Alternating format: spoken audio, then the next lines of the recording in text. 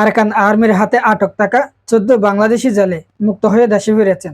দক্ষিণ বঙ্গোপসাগরের Saint Martin এলাকা থেকে মাছ শিকার শেষে ফেরার পথে আটক হওয়া এই 14 জন বাংলাদেশি জেলে 3 দিন পর আরাকান আর্মির হেফাজত থেকে মুক্ত হয়ে দেশে ফিরেছেন বলে জানা গেছে। ফিরে আসা জেলেরা তাদের উপর শারীরিক নির্যাতনের অভিযোগও তুলেছেন।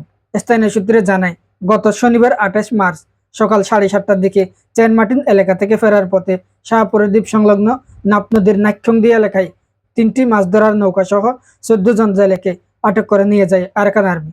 পরে মঙ্গলবার 31 মার্চ বিকেলে মিয়ানমারের মংডু শহরের নাক্ষংদিয়ায় অবস্থিত একটি ঘাঁটি থেকে তাদের মুক্তি দেওয়া হয়। একই দিন রাত 10টার দিকে তারা শাহপুরের দ্বীপ পশ্চিম পাড়ায় নৌঘাট দিয়ে দেশে পৌঁছান। ফেরত আসা জেলেরা সবাই টেকনাফের শাহপুরের দ্বীপের মাঝের পাড়া ও ডাঙ্গর পাড়া এলাকার বাসিন্দা। তাদের মধ্যে রয়েছেন মুস্তাফিজুর রহমান, ফরিদ হোসেন, রবিউল হাসান, আবুল কালাম, মীর কাশেম আলী, গিয়াসউদ্দিন, সালাউদ্দিন, মহিউদ্দিন, হোসেন আহমদ, মলা খালু মিয়া, আবু তাহের, আব্দুল খালেক, জাবের মিয়া ও রহিমুল্লাহ। ফিরে আসা জেলেদের স্বজনদের মধ্যে স্বস্তি ফিরে এসেছে। গিয়াসউদ্দিন, সালাউদ্দিন ও মহিউদ্দিনের মা রশিদা বেগম বলেছেন, ছেলেদের মুক্তির জন্য তিনি টানা 3 দিন আল্লাহর নিকট ফরিয়াদ করেছেন। সন্তানদের ফিরে পেয়ে তিনি আল্লাহর কাছে শুকরিয়া আদায় করেন।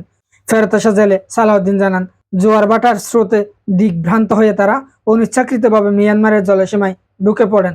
এ সময় আরাকান আর্মির সদস্যরা তাদের আটক করে এবং হেফাজতে নিয়ে নির্যাতন চালায়। 3 দিন পর তাদের ছেড়ে দেওয়া হয়। এদিকে একটি সূত্র দাবি করেছে, সাগরে মাছ ধরার সময় আটক হওয়া আরো অনেক জেলে এখনো আরাকান আর্মির কাছে বন্দী রয়েছেন।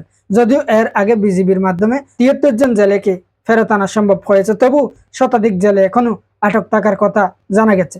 সাগরের নিরাপদ মাছ ধরার পরিবেশ নিশ্চিত করতে দ্রুত কার্যকর পদক্ষেপ নেওয়ার দাবিও জানিয়েছেন জেলেরা।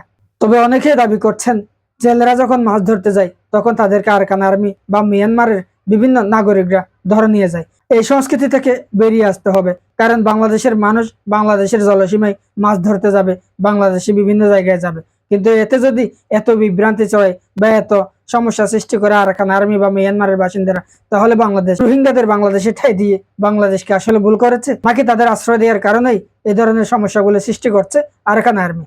সচেতন নাগরিকরা বলছেন, মিয়ানমারের জলসীমায় যদি কেউ বাংলাদেশি নাগরিকরা মাছ ধরতে যায়, তাহলে সাথে সাথে তাদেরকে গুলি করছে, অথবা ধরে নিয়ে যাচ্ছে, অথবা নির্যাতন করছে, অথবা মাঝ সাগরে কোনো না কোনো দুর্ঘটনার শিকার হতে হচ্ছে। এ ধরনের কাজ থেকে উত্তরণের একমাত্র পথ মিয়ানমারের বাসিন্দারা যে বাস্তুচ্যুত হয়ে বাংলাদেশে এসেছে তাদেরকে ফেরত পাঠানো।